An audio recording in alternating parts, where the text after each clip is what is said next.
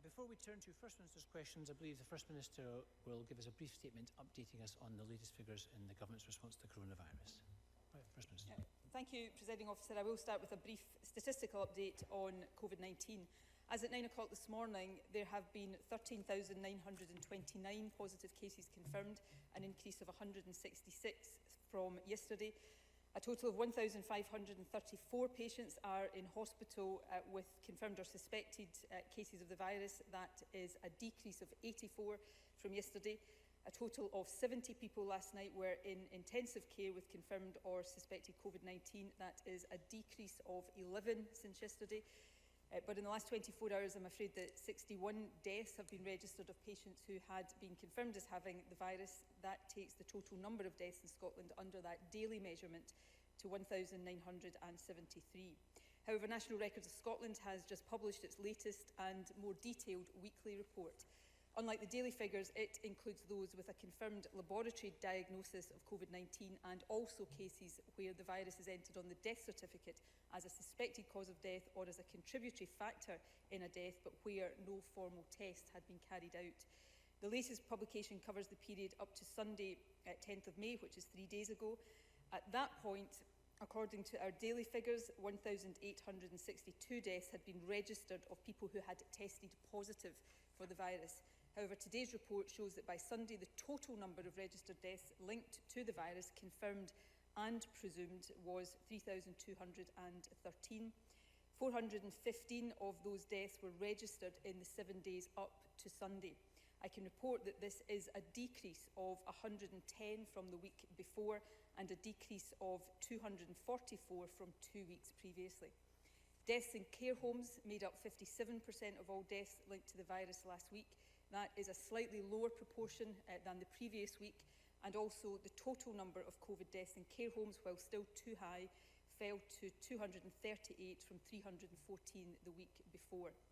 Finally, the total number of deaths recorded from all causes last week was again higher than the 5-year average, but lower than in the week before. This figure, the number of what we sometimes refer to as excess deaths, fell from 600 to 400. Now, I readily acknowledge that no trend in statistics can ever comfort the many people who have lost a loved one to this virus, and my thoughts and sympathies are with each and every one of them.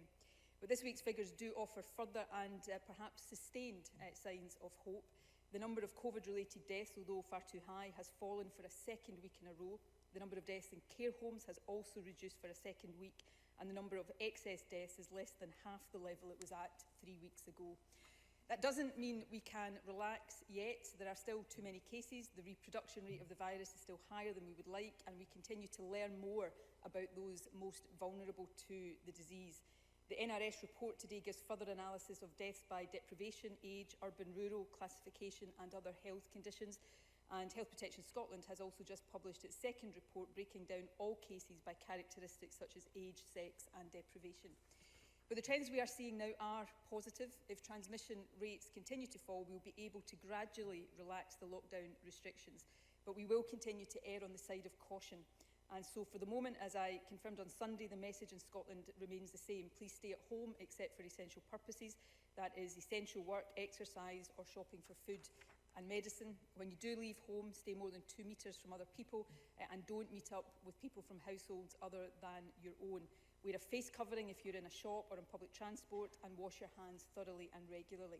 Finally, if you or someone else in your household has symptoms of the virus, then you should stay at home completely.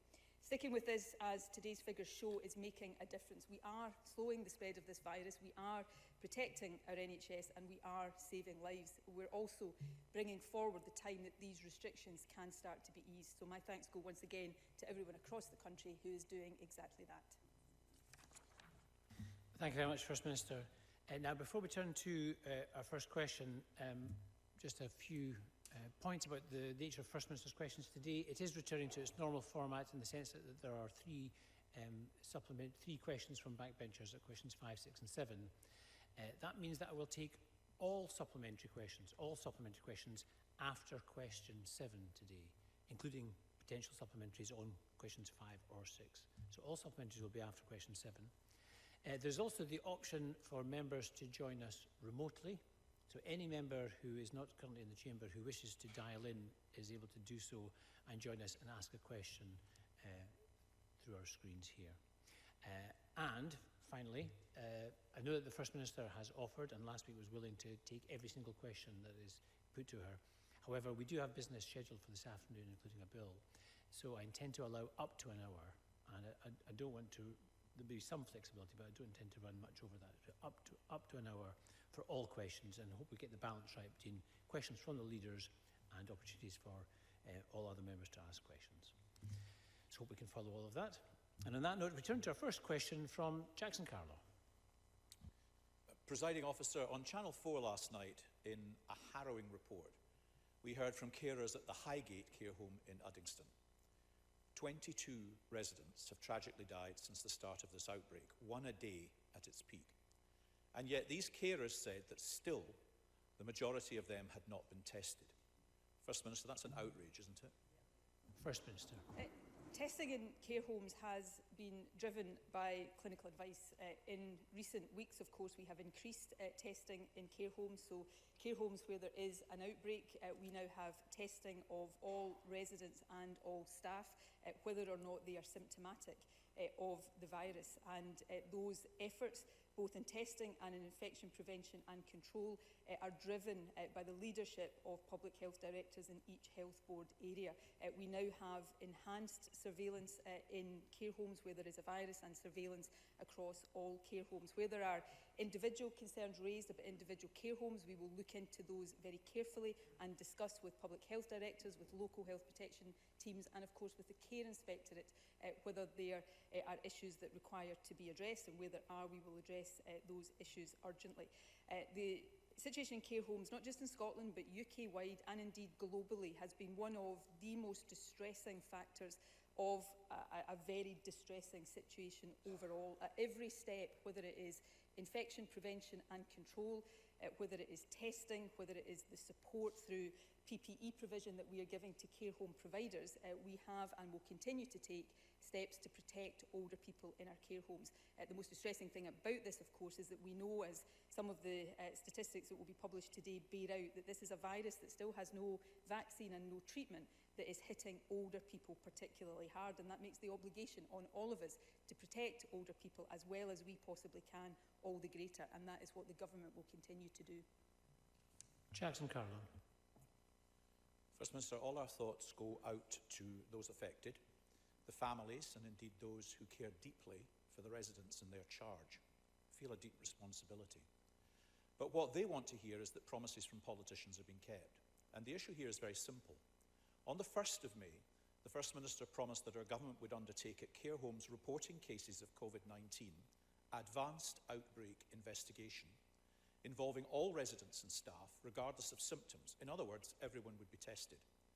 Yet speaking last night, one carer at the home, Andy Sturgeon, said he had still not been tested, and he fears that he and his colleagues may be bringing the disease into the home. He said as soon as it was a confirmed case, I think we should all have been tested. First Minister, why wasn't he? First Minister. The advanced outbreak investigation, which is what I referred to in my opening answer, is the policy that is and should be being pursued in each care home where there is an outbreak. That is the approach that is being led by public health directors and by local health protection teams, obviously in partnership with care home providers. Where there are, and I've said this all along, and I've said it with every single aspect of tackling this virus, whether it is testing, whether it is the provision of PPE, where we get reported to us any instance where on the face of it, it appears that what should be happening in policy terms is not happening in practice. We will investigate that. We will do that with the issues that Jackson Carlow is raising, and we will continue to make sure that the approaches we are saying should be taken will be taken. We have all along been determined to make sure that older people in care homes are protected, and protected in the way that their families and loved ones would expect. I cannot stand here and say other than this is a virus that globally is hitting older people particularly hard, and a virus that we know is spreading particularly in institutional settings. We are also, I think, much more than in perhaps other parts of the UK, making sure that all of that is reported fully in the figures that I report on the numbers of people dying each and every single day. So we will continue, unfortunately, where we're seeing positive signs, even in care homes, although the situation there remains of huge concern. Although we are seeing positive signs in the case numbers, those in hospital and those dying from this virus, we are not through this pandemic yet. And I, the Health Secretary and the Government will continue to focus completely on doing everything that needs to be done to make sure people get the response that they have a right to expect. Jackson Carlin. But, Presiding Officer, advanced outbreak investigation did not happen in Uddingston. Is that also true elsewhere? We know this. We know that Scotland is lagging far behind other parts of the UK in making good use of total testing capacity. It's also reported today that the ratio of care home deaths in Scotland is double that of the figure elsewhere across the UK. Fewer tests for our care homes, more deaths in our care homes. First Minister, who is taking responsibility for this? First Minister. I take responsibility for all aspects of the Government's response to this. I think well, people can and should, and it's perfectly legitimate, scrutinise and where necessary criticise. I don't think even my sternest critic could say I've not been standing up day in and day out taking responsibility for this Government's handling of this virus epidemic. Can I just say on the point of the rate of deaths in care homes in Scotland compared to other parts of the UK, fairness to Jackson Carlo, it's a study that I've only just seen this morning, but there has been a study published this morning by academics at the London School of Economics that suggests that in England and Wales, the real care home death toll is double what the official figures is showing. Now, this is not some kind of competition. Any death toll in care homes or anywhere else is too high, and all of us are working to get that down. But I am confident that the figures we are publishing in Scotland are accurate. I'm not sure that's the case for elsewhere in the UK right now, but it is not for me to speak to those figures. I also know, and this is tragic as well, that the percentages of overall deaths that are happening in care homes in Scotland look to be, unfortunately, in line with many other countries that are reporting these figures. That comes back to 2 points for me. Firstly, that this is a virus that is hitting older people particularly hard. The vast majority of deaths are in the older population, and that's not just in care homes, that is overall.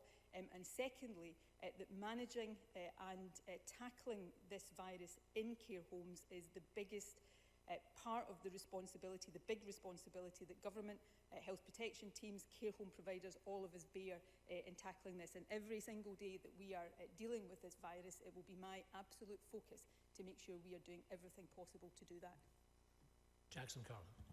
Presiding Officer, fixing testing must become this Government's overriding focus, and it's clear it hasn't been. It's also clear that the Government could have been more transparent about what it was doing for care homes in the early days of the outbreak. Mistakes were made at the start, and they have led to the excess deaths we see today. First Minister, in light of the tragedy in Uddingston and others, do you agree that when it comes to testing and care homes, that by any standards, this is a failure? First Minister. No, I don't. Let me say, I'm not even speaking as First Minister here, I'm speaking as a human being. I deeply regret every single death from this virus, and I think all of us are in that position. But I also know, and I said, I think the very first time I stood in this chamber and talked about what we were dealing with, I said that mistakes would be made. I said I would make mistakes, the Government would make mistakes. We are dealing with an unprecedented situation, and I am sure that is the case. There is not a day, there's probably not an hour goes by right now where I don't question myself, I don't agonise over the decisions we are taking to make sure that we are learning as we go and we are getting these decisions as right as possible. And I suspect everybody, I hope everybody in a leadership position the world over right now is going through that same process. And I will continue to do that. On testing, we have dramatically increased our testing capacity. We are increasing the number of tests being done. But I think it's really important to understand, right now we're in a phase where testing is clinically driven. These tests, particularly for older people, are not pleasant. They are invasive tests, and therefore there does need to be a degree of clinical judgment about when a test is appropriate and when it's not. So the categories that are being tested right now are clinically driven. We are also in a process, as many countries are, of moving into test, trace, isolate, where your approach to testing is different. So the capacity that we are building just now is to prepare for that. And the approach to testing then becomes completely different. So all of these aspects are absolutely, Jackson Carlaw talked about my overriding focus. All of these aspects are my focus right now, but let me tell you what my overriding focus is. My overriding focus is to protect the population of this country as best I can against what we know is a potentially deadly virus, and to err on the side of caution, to take decisions in a very careful and considered way to make sure that we are reducing as far as possible the numbers who die from this virus, and certainly those who die unnecessarily. That is my focus every waking moment right now, and it will absolutely continue to be so. Thank you. Question 2, Richard Leonard. Thank you, Presiding Officer. We all want to see the government succeed in this fight against this virus. Defeating COVID-19 and saving lives is our top priority, which is why, again, we must raise the issue of care homes, because that is what people have asked us to do. The latest figures produced yesterday by independent professional statisticians did show that the proportion of deaths from COVID-19 in Scottish care homes is nearly double that in England.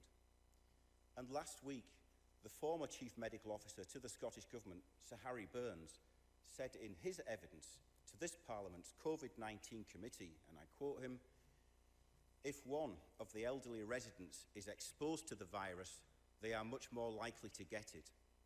The nurses might then spread it unwittingly. That is clearly what is happening." Does the First Minister agree with Sir Harry Burns that this is what is happening? First Minister. We know this virus is spreading more aggressively in care homes, partly because of the nature of the population in care homes, but also because it is an institutional setting where people are together. And there are other institutional settings where that is a risk as well, hospitals being the other obvious example. That is why we do take a different approach to managing the outbreak in care homes than we do more generally around testing, but around the infection control procedures that have been in place since the early stages of this epidemic. We will continue to learn as we go to make sure that we are adapting that as the evidence tells us how we best tackle that. The death toll in care homes, not just in Scotland, but globally, is an absolute tragedy. And, you know, there is not a day, it's not a minute goes by that I don't reflect on that. But this is a virus that we know is particularly harmful to older people, and that's why we've got to make sure that these approaches are properly tailored to that. Can I, as I did to Jackson Carlaw, I just want to, and I'll say this again, I'm really not interested, I've not been interested since the start of this in political comparisons or anything. It is just not relevant to me right now. But I do want to challenge this, that the death toll in care homes is double what, in Scotland what it is elsewhere in the UK. I do not believe that is the case. And I would point again to the study that has been published this morning that actually suggests that the disparity is down to under-reporting in the rest of the UK, and that Scotland's figures, which I think are more in line with the international examples, are accurate, whereas according to this study, the numbers dying in care homes in England and Wales is double what the official figures is showing. So I would really just caution people against the conclusion that twice now in the chamber has been articulated, because I really don't believe that is true. I think if there is a disparity here, it comes from a problem in reporting elsewhere, not from the reality of the position here in Scotland. But as I say, whether it's one death or many hundreds of deaths, it is too many. And my focus is on making sure we work with clinical experts, health protection experts, with care home providers who, you know, I say have a big responsibility here as well, that we all work together to make sure we are reducing the toll that this virus is taking on care homes in particular, but on our older population in general. And the numbers today, while they are still far too high, are for the second week declining, which suggest that we are starting to see, although we have a long way to go, a tailing off of the impact of this virus in care homes, as hopefully we're seeing in the wider community as well. Richard Leonard. Thank you, and thank you for that answer. Irrespective of the international comparisons, we've just been told that 57% of all COVID-19 related deaths in Scotland were in Scotland's residential care homes for the elderly. So let me also turn to that moving Channel 4 interview broadcast last night with care worker Andy Sturgeon, because he also said this. He said, "I can't see how a virus like this can go from one end of the care home to the other end when both of these people are in their bed. The only reason I can think of is that it is us. We are the carriers." This is exactly the point that Sir Harry Burns was making in his evidence to this Parliament last week. And let me remind the First Minister that care home in Uddingston, Highgate, was the first to experience a COVID-19 outbreak where tragically 22 residents died. First Minister, every day and every night, care home staff are going to work in fear, a fear that they are passing on the virus to their residents, people who they care for deeply. The anxiety and guilt that they feel is a burden which they should not have to carry. Now more than ever, they need our support. So will the First Minister give a guarantee to every care home worker in Scotland, a guarantee of the right to be tested, and make that right a reality by taking testing stations to the workers rather than the workers having to go to testing stations? First Minister. The last point is a very fair point, and it's one that I think it's also important to clarify. We have a number of routes that people can get tested through right now, but care home workers like NHS staff who require to be tested should be tested through their NHS board. They can go onto the online portal and book a test at one of the drive-through centres or the mobile testing units, and that will refer them to wherever is closest, but that may not be very close to them. But they don't have to do that. That should be provided through their health board, and that should be done obviously locally to them. But that is, I think, a fair point to raise. In terms of access to testing, our approach to testing in care homes has been set out in terms of access to staff who are symptomatic, to those who are not symptomatic where there are outbreaks, and we will continue to work through local health protection teams with the leadership of public health directors to make sure that policy is being implemented in practice. Can I just put on record my overwhelming gratitude to those in the care home sector? I understand the anxiety they feel. They should not feel guilt about any aspect of this at all. They are doing an extraordinary job in the most horrendously difficult circumstances, and all of us owe them a huge debt of gratitude, and we will continue day in and day out to do everything we can to support them in what they are facing. My final point, just about the international comparisons, I don't, in some respects, I don't really care. I care about what's happening here. The only reason I refer to these is because I think there is an issue here that we have to understand. All countries dealing with COVID-19 are dealing with this issue in care homes, and it's partly down to the nature of the virus. It doesn't take away our responsibility to deal with that, but the percentage of the 57% that Richard Leonard referred to from today's figures, which is a slight decline on last week, but it's still far too high. That figure, from the evidence I've seen from other countries, is broadly in line with other countries. Now, that doesn't say we shouldn't be extremely concerned about this. It tells us that there is a particular issue here that is not unique to Scotland. It is not somehow a problem caused because in Scotland we are not handling this virus in care homes in a way that other countries are. This is an intrinsic part of the really difficult nature of this virus, and that is what means we must continue to adapt. As we learn more about this virus, we adapt our responses accordingly, and we will continue to do that. Richard Leonard. Well, can I share another experience from Scotland today? Yesterday I was contacted by Anne. She is concerned about her granddaughter who works in a care home. The care home has a high staff sickness rate, and Anne told me that the manager is working extremely hard to cover shifts. The staff there are very worried. Some have broken down in tears, deeply distressed about the uncertainty of the situation. The residents have all been tested for COVID-19, but the staff have not. First Minister, this suggests to me that we have simply not learned all the lessons from the Highgate care home tragedy over 8 weeks ago. Anne told me that it shouldn't be up to staff, as she put it, if they feel they need it to go to Glasgow Airport for testing. Testing should be readily available for everyone at the care home as required. Anne mentioned that in New York, under new rules just introduced, care home workers must be tested for coronavirus twice a week, and she thinks that we should do the same in Scotland.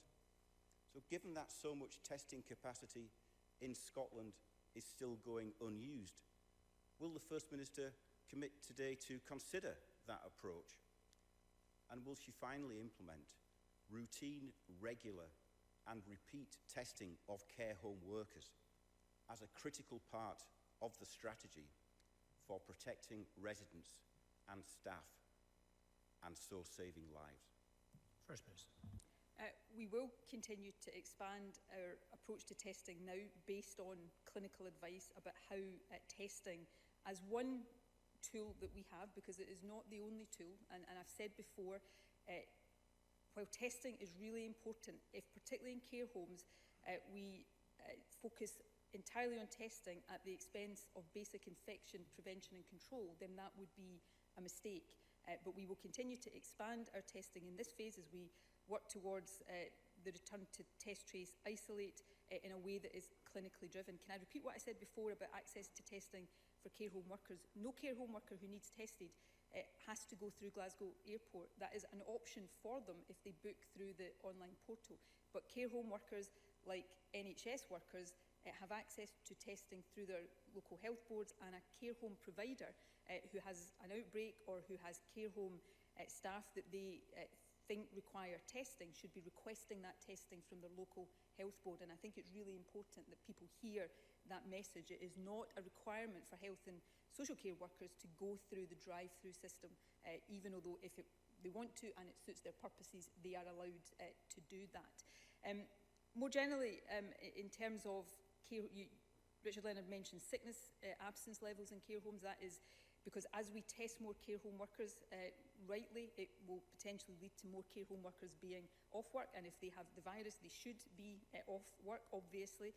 But that's why we have a pool of staff that have come from the returners, the students who've stepped up to do clinical practice, NHS workers that can be deployed in care homes to make sure that if there are staffing issues, those can be dealt with, and also to reduce and take away the risk that comes from staff moving from care home to care home.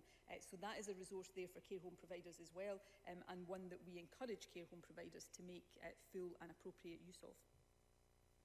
Thank you very much. Question number 3, Alison Johnson. Thank you. The Scottish Greens have long been calling for regular testing of frontline NHS staff and carers, and I very much welcome the growing recognition of the importance of it and the focus that we've had on that issue today. Research published this week showed that blanket testing of workers in a hospital in Cambridge found a significant number had the virus without even knowing it, despite appropriate PPE being used. This suggests that UK-wide 15,000 workers may have been on duty and infected. It's beyond doubt now that regular testing is needed both to protect frontline staff and to get control of the virus. A growing list of experts, as well as organisations including the Royal College of Nursing and the Royal College of Emergency Medicine, are asking for this to happen.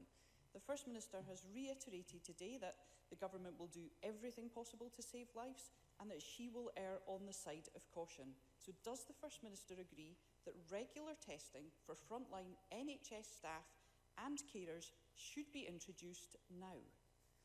First Minister. If that is clinical advice that is given to me, we will accept that clinical advice. We have been increasing the categories of people tested, including categories of those working in our health and care system. We are also looking at and doing or starting to do what's called point prevalence testing in hospitals, which would give is a surveillance approach to see whether the virus is in hospital. So in all of these different aspects, we are expanding our capacity to test, and we are expanding the categories of people who are being tested. And I would remind people, and I'm the last person you will ever hear any complacency from in terms of the progress we're making in this virus, because as I keep saying, I think it is still fragile, but we are seeing now signs that this virus the impact of it is reducing. We are seeing that in care homes, although we have a long way to go, but we are seeing it more generally in case numbers, hospital admissions, ICU admissions, and the numbers of people who are dying. So that approach to testing is part of the progress that has been made, although overwhelmingly the progress has been made by people complying with the lockdown restrictions. As we start to lift these lockdown restrictions, then the approach to testing in order to keep control of outbreaks as and when they arise becomes more important and becomes a different focus. And I think Alison Johnson is right there in terms of that approach. Some of the approaches she's talking about are absolutely part of the consideration about that form of testing and that approach to, once we've suppressed the virus, to keep it suppressed not just in the community but in the institutions where we know it spreads most aggressively. Alison Johnson. Thank you. Regular testing is needed to protect frontline workers, but clearly we need to be taking action to protect everyone.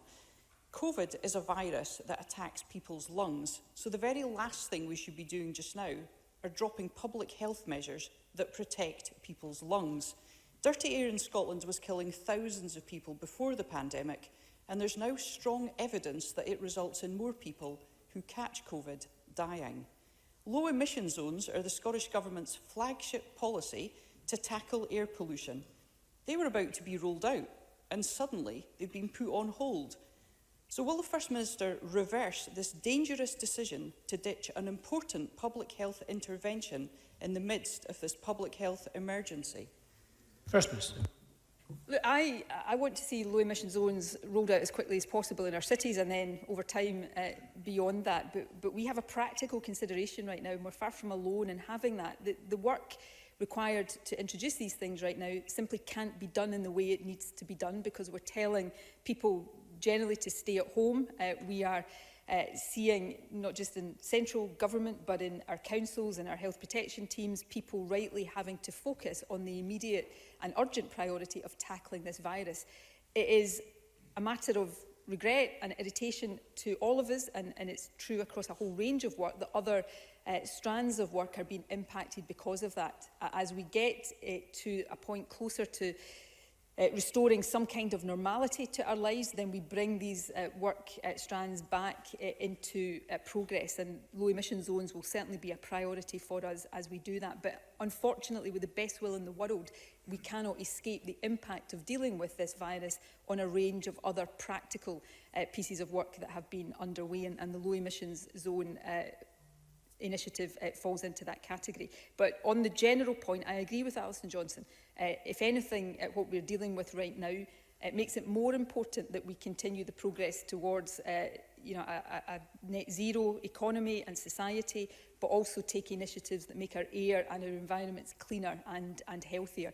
If there's one thing that I think all of us have been very brutally reminded of in these past couple of months, is how important health is to all of us. And right now, that is a focus very much around this virus, but it has got more general and more fundamental lessons for us as we start to come out of this immediate response phase into thinking about what kind of society we want to build in the months and years to come.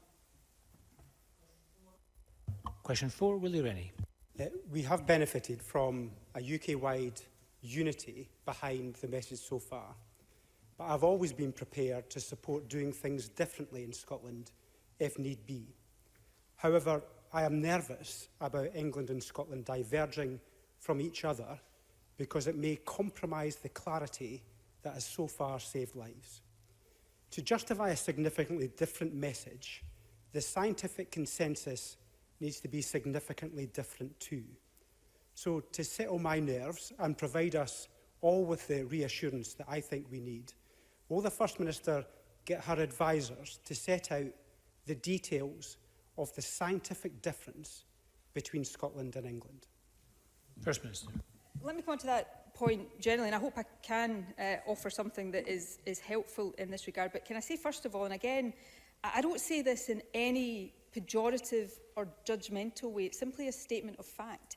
Of the 4 UK nations, 3 of us, Scotland, Wales and Northern Ireland, have decided to stick with the current stay-at-home message. 1, England, has decided to move a bit quicker out of lockdown. And that is entirely legitimate. They are absolutely entitled to do that. I am not criticising that.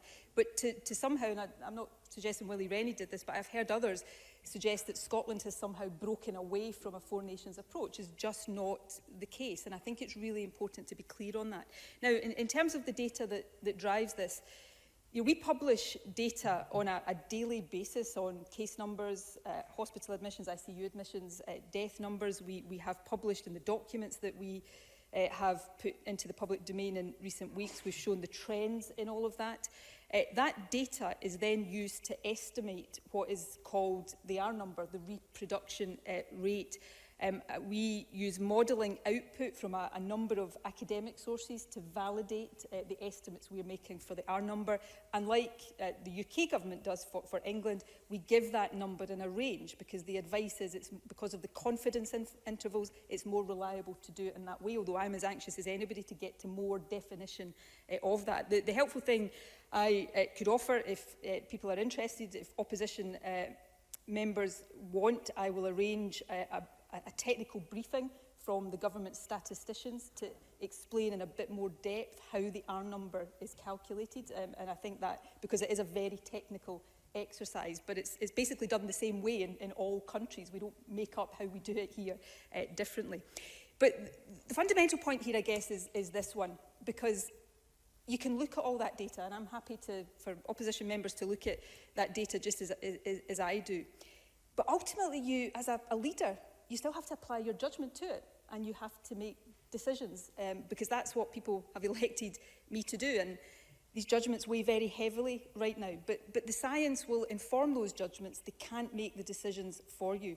And my judgment right now is that the data is saying to me that the progress we've made is real, but it is still too fragile, and the risk if we lift restrictions too soon is that the virus could run quickly out of control again. So I am making the judgment, and I will stand accountable for it, that it is better now to err on the side of caution. Because if I get that judgment wrong, because these things are not certain, I would rather the price of getting that wrong is that people stay in lockdown for a few more days, and that the price is not measured in unnecessary deaths. So that's the judgment I'm making, and I think it's the right one. But anybody is entitled to say that a different judgment, coming out of lockdown quicker, getting people back to work quicker, is what we should be doing, and we can have that debate. But ultimately, political leadership, particularly at a time of crisis, is about exercising your judgment and making the decisions that are designed to keep people as safe as possible, and that's what I'm going to continue to do.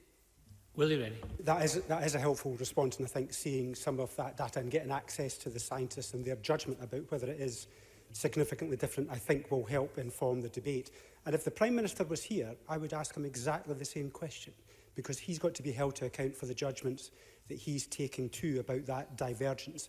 Part of the difficulty is that there's a lack of testing in Scotland, so the confidence in that R number, I think, has to be less. And the margin of error, as ministers have quite rightly highlighted, is still quite significant. So to have the confidence in it, we need to be able to see the data and hear the analysis as well. The First Minister wants people to continue to stay at home.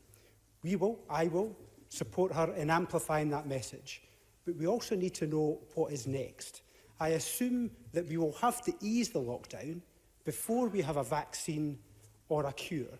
The calculation of how much and when and at what level of risk will need to be made by the First Minister and her ministers. So when will the government set out that plan with the level of detail that's been set out by governments across the globe? When will the testing and tracing capacity be ready for that? What will the new slogan be? What will follow stay at home? There's a lot in there, but I'll be as brief as I can be. So on the R number, I am anxious that we get to a position where we can publish estimates of the R number more regularly and narrow that range as much as possible. And as time goes on, we will be able to do that. The R number is really important, but the R number will be influenced also by the numbers of people who have immunity in the population. And also, having an R number close to 1 is always going to be a worry, but it is less of a worry if your incidence is lower, if the number of new cases you're having every day is lower, because then the higher R number is not going to increase them as quickly. If your incidence is higher, then that R number closer to 1 is a bigger worry. And our judgment right now is that both in terms of case numbers, but also the R number is where the risk of moving too quickly is right now. But that is a judgment that moves and develops on a daily basis. In terms of setting out the plan, so Willie Rennie is right. We can't stay as we are forever, although, as I've said repeatedly, getting back to complete normality is probably not going to be possible until there's a vaccine or treatment. So we'll be living with aspects of this for a significant time to come. But we start to have to ease things to get a semblance of normality back. I would hope over the course of next week to set out what we think the phasing of that will be. But I will say very openly at that point that all of that will be subject to a degree of uncertainty, because we have to continue to look very carefully. If you look at other countries right now, Germany has seen an increase in its R numbers as it starts to ease things. There are obviously new outbreaks in South Korea right now. There's new cases for the first time in quite a while being seen in Wuhan as measured. So we have to monitor this very carefully. We will set out the potential phasing of that as soon as we are able to do that, and try to get as much normality back as possible. One thing I'd say, Presiding Officer, there's a focus understandably on the economy and getting people back to work, and I'm as anxious to do that as anybody is for obvious reasons. But we have to also think about the social and family aspects of this. And what I'm really conscious of is if we try to put all of our focus on getting people back to work, but say every other aspect of their life has to stay in lockdown, we're actually, for people's quality of life, we're making decisions there that are really, really difficult. So I'm as anxious about the economy, but I also want to think about how we start to get some quality of family and community life back for people as well. My last point, Presiding Officer, because I know you're probably getting irritated at the length of this answer, is that TTI is a key part of this. But TTI, our capacity there, which we're building up and rapidly building up, will always have to be able to be flexed, because your need for that capacity will depend a lot on what your incidence and prevalence of the infection is. So if we suddenly have lots of outbreaks, you need more TTI capacity than you will if it's lower. So I would caution people against, of course, scrutinise a lot what we're doing around testing and contact tracing capacity, but I would caution against this idea that you get to X date and you just have the capacity that you will need on a fixed basis. We're always going to have to be prepared to flex that as we go. My apologies for the length of that answer, Presiding Officer. Thank you, First Minister. Question number 5, Gillian Martin. Presiding Officer, to ask the First Minister whether she will provide an update on how the Scottish Government is ensuring the security of supply of PPE for all frontline workers responding to the COVID-19 outbreak. First Minister. The Scottish Government is working with a range of partners within Scotland, across the UK and globally to ensure continued supply and distribution of PPE to essential frontline workforces. Since the 1st of March, over 125 million PPE items have been delivered to hospitals across Scotland, over 38 million to social care organisations and 9 million to community care. We have also been building a manufactured in Scotland PPI supply chain to provide security of supply for the future, overseen by Ivan McKee, and we're constantly looking to improve operations, and the changes made to distribution routes for PPE in health and social care are enabling supplies to be delivered where needed. We're working with health boards and NHS National Services Scotland to monitor PPE usage on an ongoing basis and plan future stock replenishment on the basis of that. Gillian Martin. Thank the First Minister for that answer, and it's the new manufacturing in Scotland that I want to get some detail on. I'd like to know what plans there are to manufacture more of the PPE we need that currently has to be imported from elsewhere in the world, and what's been done to assist companies adapting their processes to this type of manufacturing to ensure that they meet the highest standards. First Minister. We've been working and will continue to work with a range of Scottish businesses to boost production of PPE to address critical shortages, but also more fundamentally to build future resilience and ensure that the highest quality standards are maintained. Scottish businesses are, of course, benefiting from a pipeline of NHS orders and also investment in capacity. For example, PPE manufacturers Alpha Solway, based in Annan, are currently producing 20,000 face visors every day for NHS Scotland as part of an order of 1.1 million visors. Scottish Enterprise has provided a £3.6 million loan repayable grant to Forfar-based textiles company Don & Lowe to allow them to invest in machinery to produce material which are used in high-grade face masks.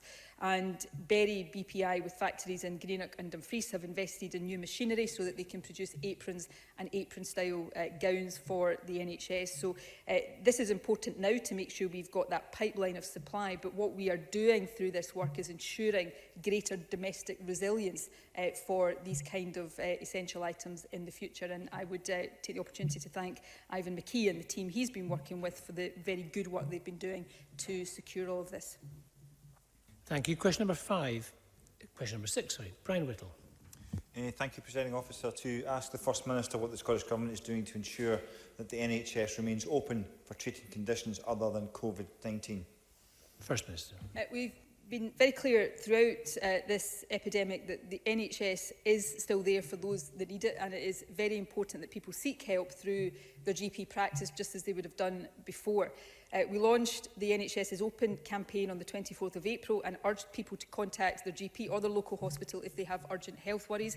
Since then, we have seen attendance numbers rise each week. In addition, the latest data shows that there has been an increase in the number of urgent suspected cancer referrals. We're also beginning to consider how NHS boards will restart services, including screening and elective procedures. That will be done on a phased basis. Over the coming weeks, we'll be developing a clinical priorities framework that will help to inform how the health and care system is aligned and managed during the next phase of the COVID-19 response and beyond. Brian Whittle.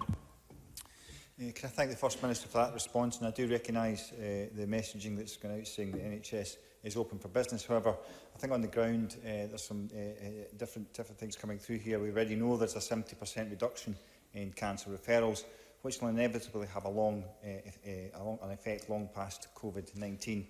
And there are continuing reports of clinics cancelled, an example of which at CPG for chronic pain, which my colleague Miles Briggs convened last Monday, where we heard harrowing stories of patients having to take a 10-hour round trip to England to get essential medicines because of their cancelled clinics. And we even heard one of the sufferers openly discussing suicide. So can I ask the First Minister, when she and her government are contemplating what are incredibly difficult decisions that governments are making, what consideration has been given to the longer-term impacts on the physical and mental health of the nation during an extended lockdown? First Minister.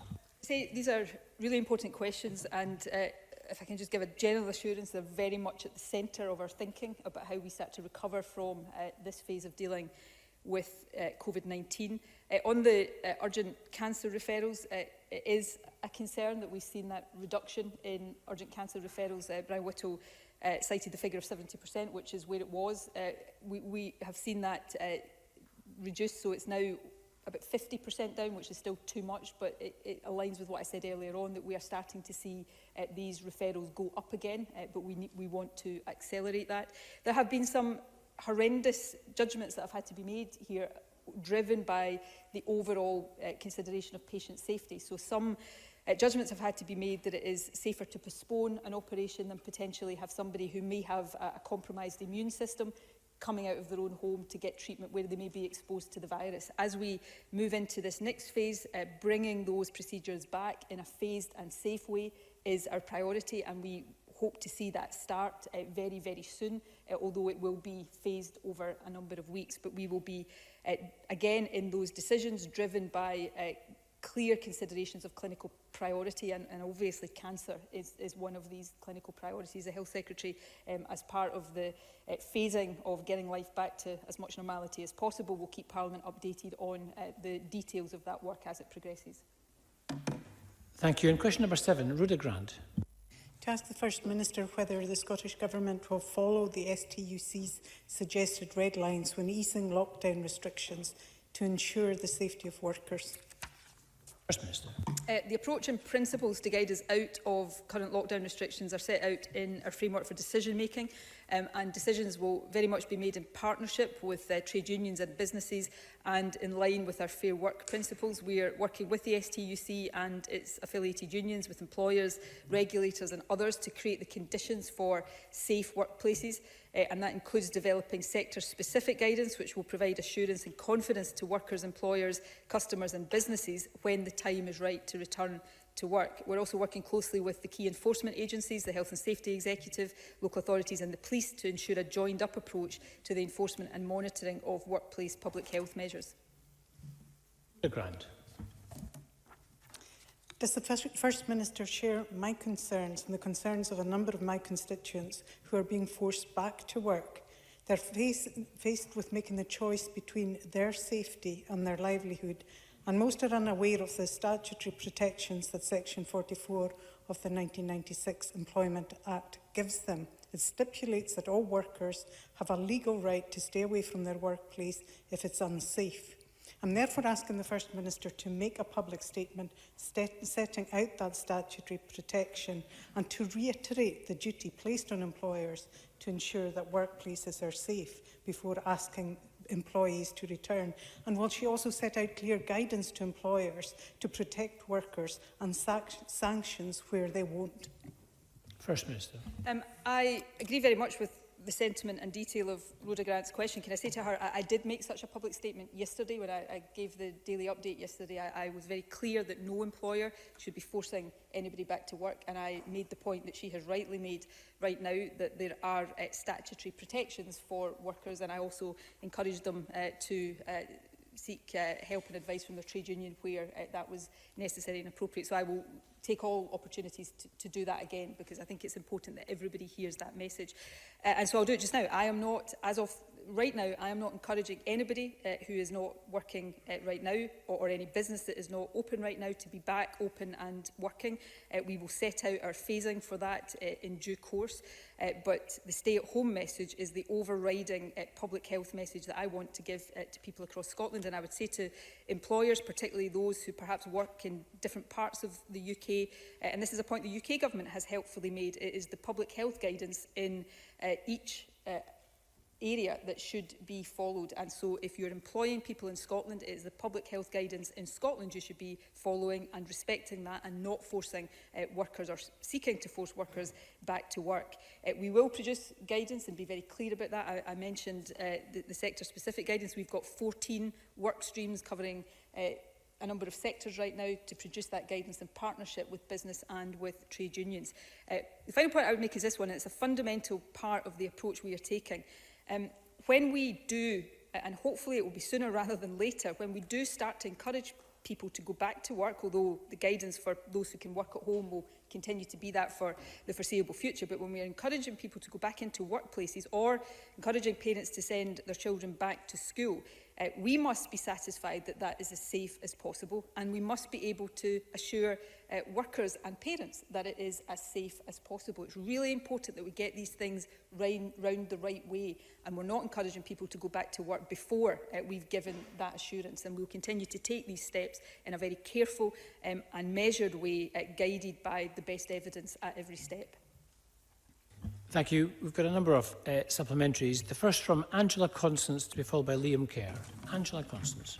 Thank you, Presiding Officer. My constituent Mick Gallagher was a 34-year-old agency care worker who tragically lost his life to coronavirus. His grieving partner, mother and family are understandably asking why there is no death in service benefit payable to social care workers in Scotland, akin to either what was announced for social care workers in England or introduced by the Scottish Government for NHS workers. I know the Cabinet Secretary for Health wants to work with the care sector, employers in the public, private and voluntary sector, and has reached out to them. So I'd be grateful if the First Minister can outline what the Scottish Government can and will do to ensure that the debt of gratitude that we owe to all carers is paid in kind, and that there is parity for social care workers in Scotland. Thank you.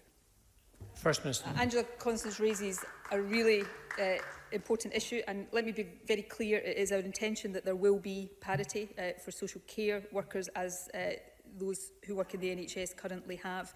The Health Secretary has written formally to local authorities and to care home providers asking for the discussion about how we practically make that happen, and we'll be following that up, and we'll keep not just Angela Constance but the Chamber advised of that. In basic terms, we've been able to do that directly for the NHS because the Scottish Government via health boards are the employers of NHS staff. We are not the employers of social care staff directly, so it is not the same. We cannot simply take the same approach, but we absolutely intend that social care staff will not be in a disadvantageous situation should they die from this virus and their families are left in a worse position than NHS staff. This is something that the Health Secretary has taken forward as a matter of priority and will continue to keep the Chamber updated.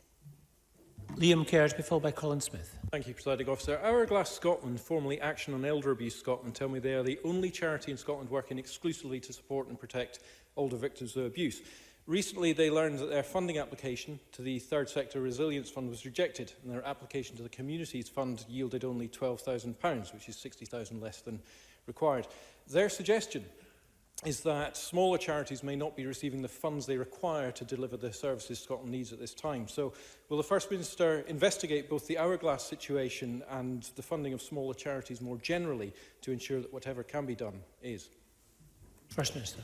Yes, I'm happy to look into that further. We've obviously, which is really alluded to in the question, we've made additional funding available for the charitable sector.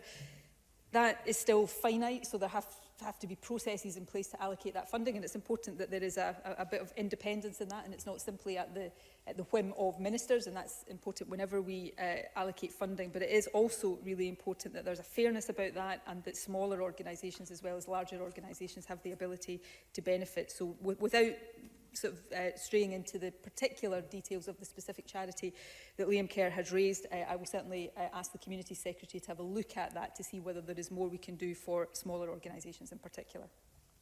Colin Smith, to be followed by Richard Lyle.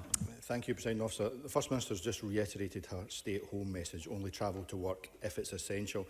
But what message does she have for my constituents who work at Prestwick Aircraft Maintenance? They've been told by their bosses right from the very start of the COVID-19 outbreak, you must keep going to work, servicing aeroplanes that frankly aren't flying anywhere anytime soon. Rather than furloughing staff, the company are cutting their wages by 50% and sacking those who don't sign up to the cut. And one reason the company get away with making people carry out this work, which is clearly not essential, is because they know that the government guidance, the message from the First Minister, is not currently legally enforceable. So does the First Minister agree we do need regulations to tackle this type of abuse in the same way the government implemented regulations preventing some businesses like restaurants opening, to make sure that as we do move towards exit and we don't continue to have this type of abuse by employers? First Minister. On the particular issue of Prestwick Airport, I'm very happy to look into that and understand a bit more about the reasons why that has been seen as essential work. But let me be very clear, my message applies to all employers, unless the guidance we issued, which to the businesses that are not in the legally closed category, but equally not at the other end of the spectrum where they are doing essential work to keep the country going. There is guidance to those companies in that middle category saying you have to judge whether what you're doing is essential. Can you allow staff to work at home? And if not, can you ensure safe social distancing? So that guidance has not changed, but I'm happy to look into the specific example. On the issue of regulations, which I think is a valid point to raise, the regulations that are currently in place have to be reviewed every 3 weeks, and the next review date is the 28th of May. And as we start to ease some of these restrictions, then that will necessitate changes to these regulations. But as we start to ease some restrictions, it may well be that other things we're asking people to do become even more important, like socially distancing while we're at work. So it may be that we look to amend those regulations for that purpose as well. So whether and to what extent within regulations we have requirements for employers will be part of that ongoing consideration. So I'll certainly give further thought to the points that the member has raised. Richard Lyle, to be followed by Liam MacArthur.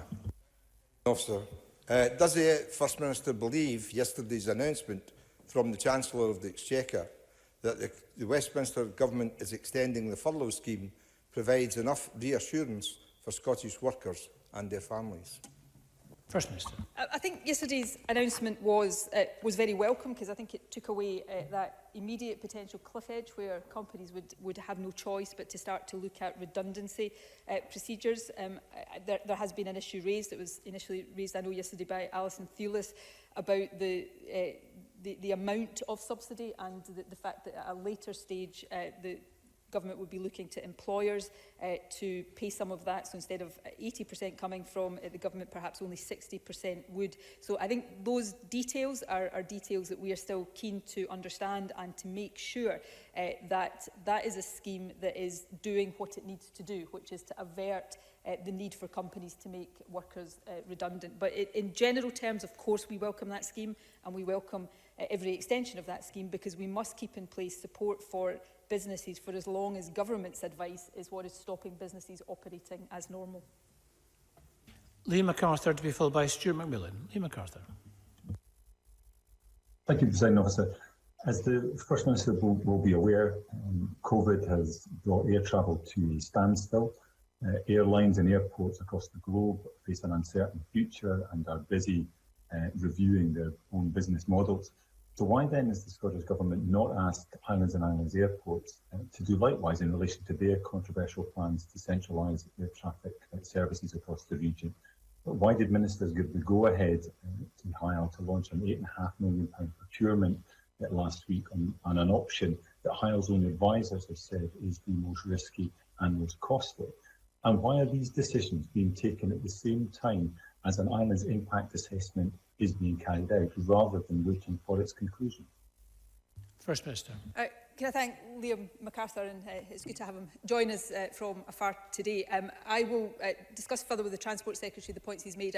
Obviously, this is something that predates the coronavirus outbreak, but like everything else, we have to be prepared to look at things in the light of the impact of this virus. There is going to be a significant implication for aviation, not just in the domestic sense, but globally as well. What Liam MacArthur is talking about has been part of Highlands Islands Airport's normal modernisation programme, and we've had exchanges in the Chamber before about that. But in light of his question, I'll have further discussions with the Transport Secretary, and he would be very happy to talk more in detail with Liam MacArthur about what the impact of coronavirus might mean for these plans moving forward.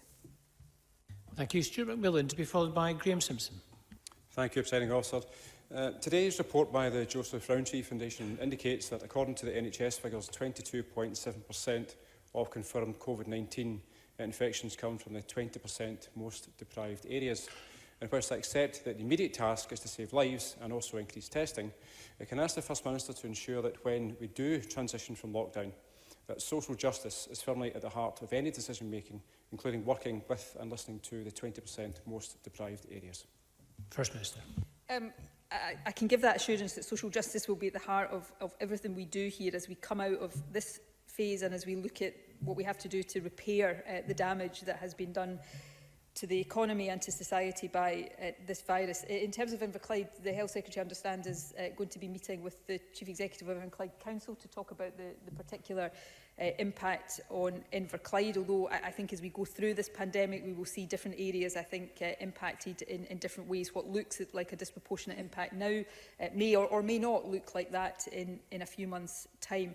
But social justice has to be at the heart of this. As I said earlier on, it has to be at the heart of how we come out of lockdown, so that we're not coming out of lockdown in a way that is just about the economy, but actually pays attention to how people live their lives and their quality of life, but also thinks about the harms that have been done by what we've had to do to tackle the virus and how we repair that, as well as get back on track with the priorities we had before this virus struck us, not least tackling poverty and child poverty in particular.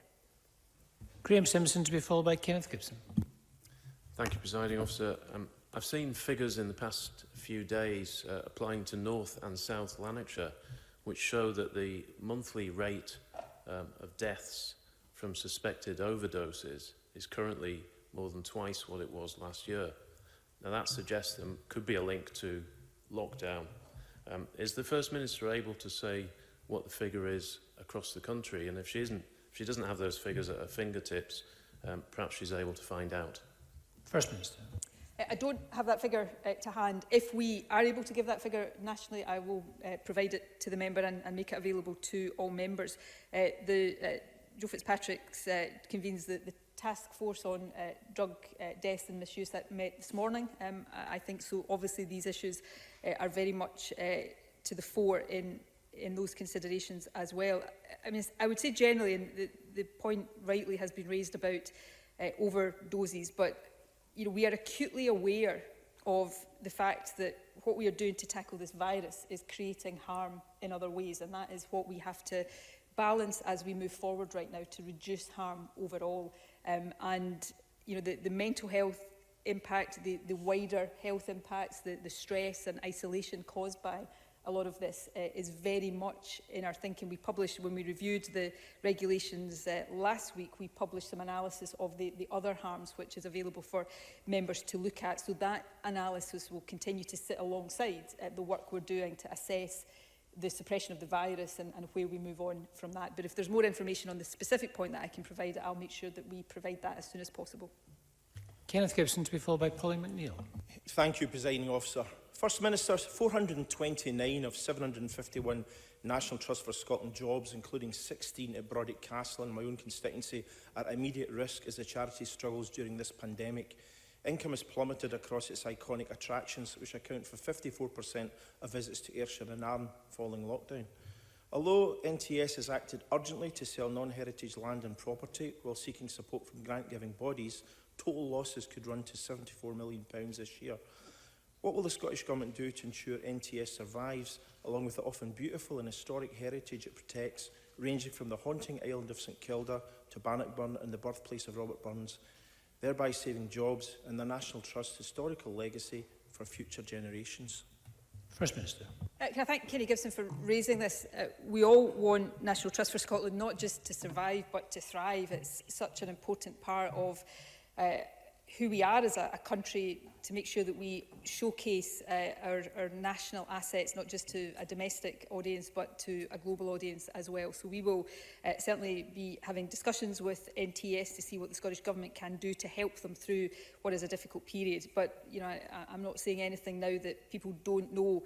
The impact of this, particularly on our tourist sector, is significant and is going to continue to be felt. So not just NTS, but all of those organisations, businesses that are dependent on visitors are having a really, really difficult time right now. So some of this is going to take a while for us to work through as we recover from this, but we will, whether it's NTS or any other organisation, will work as closely as possible and continue to provide as much support as is reasonably possible for us to do. Polly McNeill, to be followed by Andy Whiteman. Thank you, Presiding Officer. Would the First Minister assure me that in all policies on COVID-19 that she will apply basic human rights of older people, and in particular consider the UN guidance which says that older people should be able to enjoy human rights, fundamental freedoms when residing in shelter, care or treatment facility, and for the right to make decisions about their care and quality of lives? I wonder if the First Minister would consider that going forward, when she's considering how she wants to take forward the easing of restrictions on the lockdown, that doctors' leaders have said that any restrictions should be based on individual risk instead of an arbitrary age, because applying an arbitrary age could potentially cause more lives due to the risk of depression and anxiety by being so disconnected from society.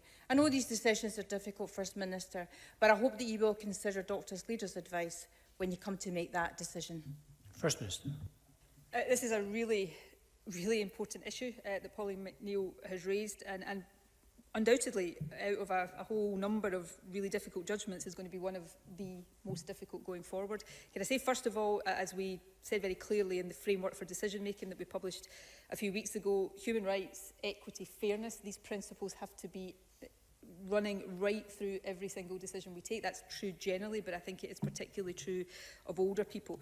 One of the discussions we'll be having, it will be very much clinically informed and driven over the next period as we we try to evolve out of where we are right now, is how we best protect and care for those with significant health conditions, those in the current shielded group, but also those in the older population.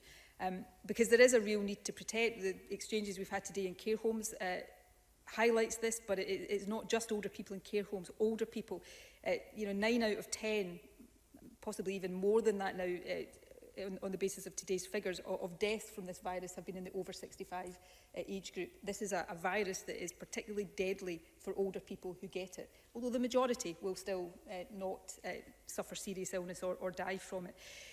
And some of the judgments here are difficult. I see, right now, I don't see it, I hear it on the phone and everything, the impact on my own parents, on my much more elderly mother-in-law of not seeing grandchildren right now.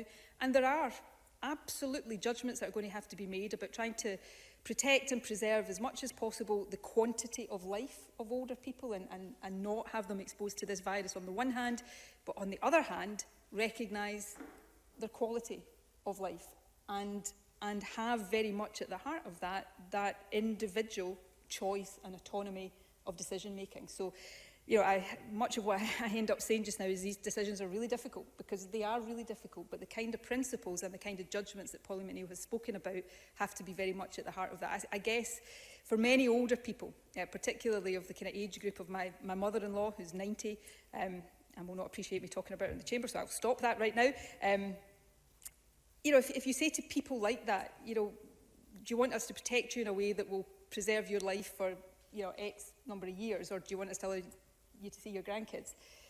They may come to different decisions than we would come to on their behalf. And I don't know what the right and the wrong of that is, but I know that these are some of the most difficult decisions we're going to have to make, given that we will be living with this virus for quite some time to come.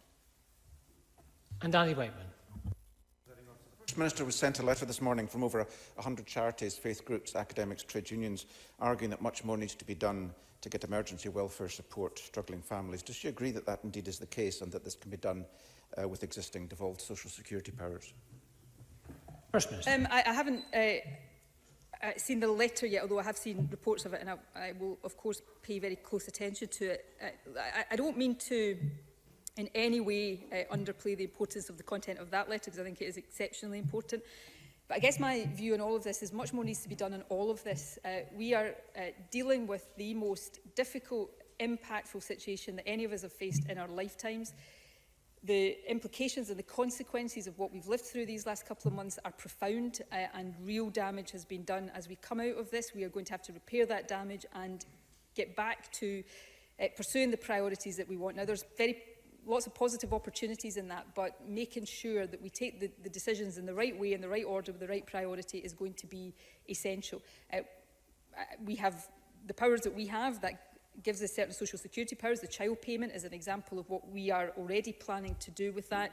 Resources are not infinite. We have to make judgments about the resources, but I can say to Andy Whiteman that tackling poverty, tackling child poverty, making sure that we deal with the social and economic impacts on people's lives of this crisis will absolutely be at the top of our list of considerations when we're mapping and navigating our way forward. Thank you very much. And on that note, we are going to conclude First Minister's questions. I just urge members to be careful when leaving the chamber, maintain social distance. Parliament will resume at 2:15 with a statement from the Lord Advocate. I suspend this meeting.